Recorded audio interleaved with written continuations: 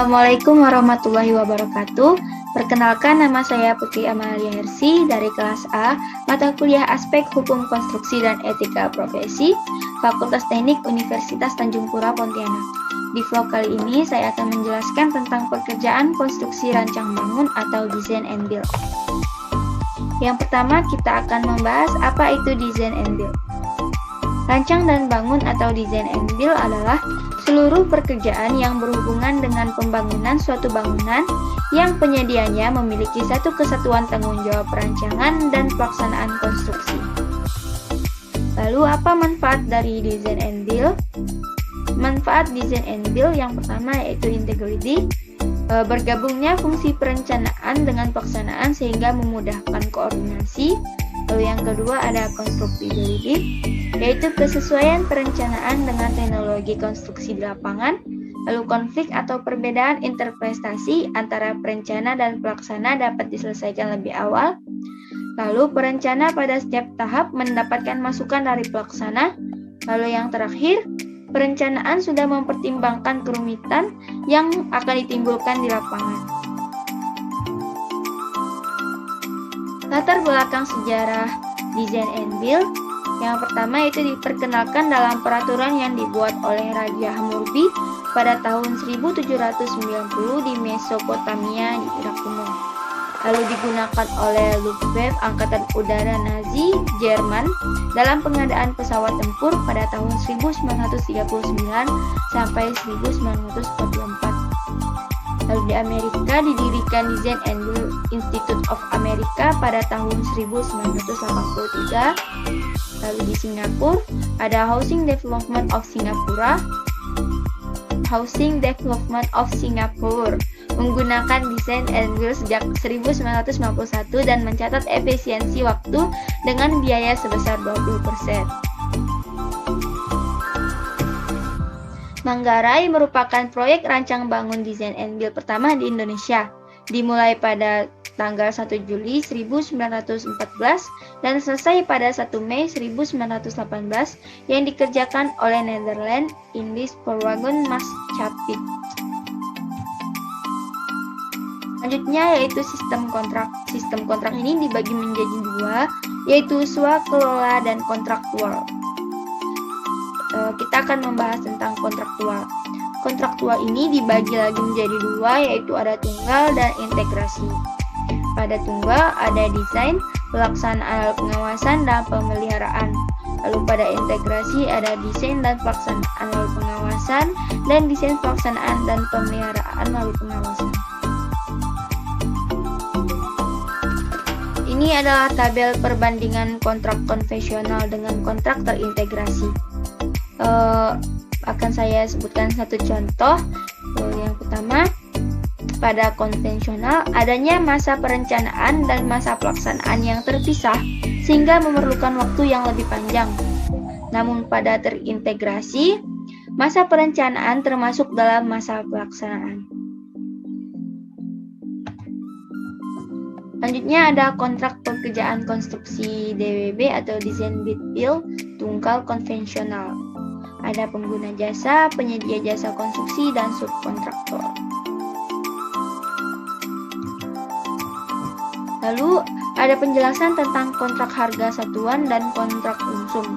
Kontrak harga satuan yaitu jenis kontrak pekerjaan konstruksi atas penyelesaian seluruh pekerjaan dalam batas waktu tertentu berdasarkan harga satuan yang pasti dan tetap untuk setiap satuan atau unsur pekerjaan dengan spesifikasi teknis tertentu yang volume pekerjaannya masih bersifat perkiraan sementara.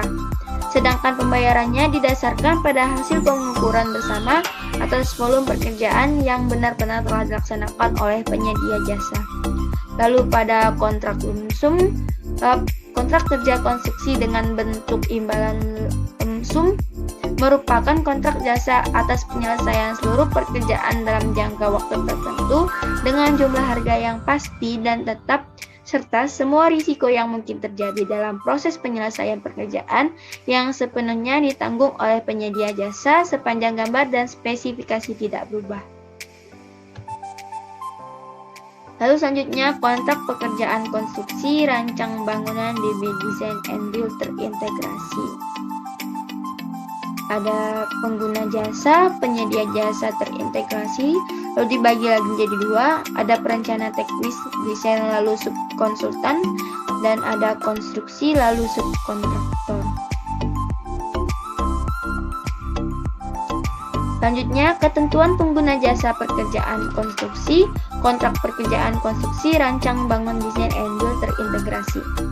Ketentuan pengguna jasa adalah dokumen yang dibuat oleh PPK yang memuat tujuan, lingkup kerja, kriteria rancangan, dan atau kriteria teknis lainnya untuk pekerjaan yang ditenderkan yang menjadi bagian dari dokumen pemilihan.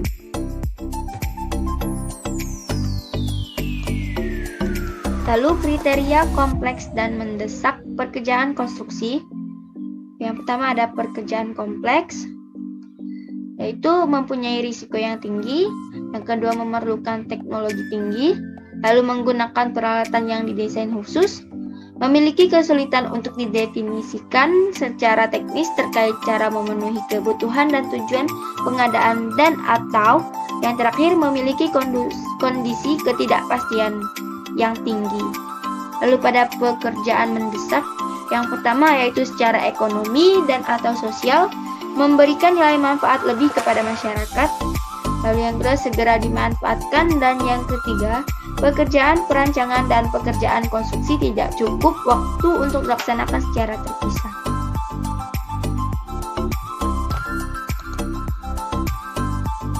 Lalu persyaratan rancangan awal dan alokasi waktu. Persyaratan manajemen konstruksi. Tersedia konsultan manajemen konstruksi sejak persiapan pengadaan sampai dengan serah terima akhir hasil pekerjaan. Lalu alokasi waktu. Tersedia alokasi waktu yang cukup untuk peserta tender dalam menyiapkan dokumen penawaran yang ditetapkan oleh PPK dan dituangkan dalam dokumen pemilihan. Rancangan awal atau basic design. Yang pertama yaitu data peta geologi teknis lokasi pekerjaan. Yang kedua referensi data penyelidikan tanah atau geoteknik untuk lokasi terdekat dengan pekerjaan. Yang ketiga penetapan lingkup pekerjaan secara jelas dan terinci, kriteria desain, standar pekerjaan yang berkaitan, standar mutu, dan ketentuan teknis pengguna jasa lainnya. Lalu identifikasi dan alokasi risiko proyek, lalu identifikasi dan kebutuhan lahan, dan gambar dasar, gambar skematik, gambar potongan, gambar tipikal atau gambar lainnya yang mendukung lingkup pekerjaan. Dan yang terakhir yaitu rancangan awal, basic design dapat dilakukan bersamaan dengan tender konstruksi. Ketentuan pengguna pekerjaan konstruksi.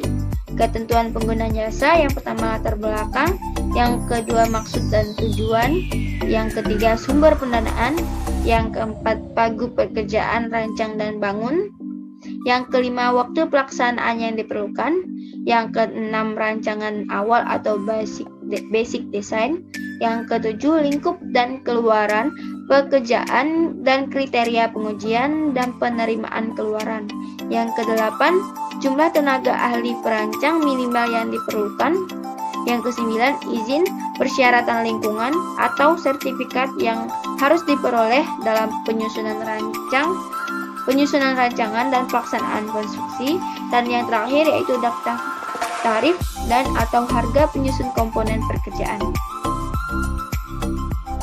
Kondisi ketidakpastian yang tinggi. Kondisi ketidakpastian yang tinggi yaitu kriteria pekerjaan kompleks yang memiliki kondisi ketidakpastian yang tinggi. Selain memuat ketentuan, harus memuat keterangan mengenai bagian pekerjaan yang memiliki kondisi ketidakpastian yang tinggi. Bagian pekerjaan ketidakpastian yang tinggi. Bagian pekerjaan yang memiliki kondisi ketidakpastian dituangkan dalam ketentuan pengguna jasa pada dokumen pemilihan. Bagian pekerjaan yang memiliki kondisi ketidakpastian yang tinggi diberlakukan sebagai harga satuan. Yang pertama memiliki desain tipikal dari PPK, yang kedua memiliki daftar tarif dan atau harga penyusun komponen pekerjaan, dan yang terakhir diakibatkan oleh kondisi lapangan. Ini adalah tabel model pembobotan progres fisik desain and build langsung.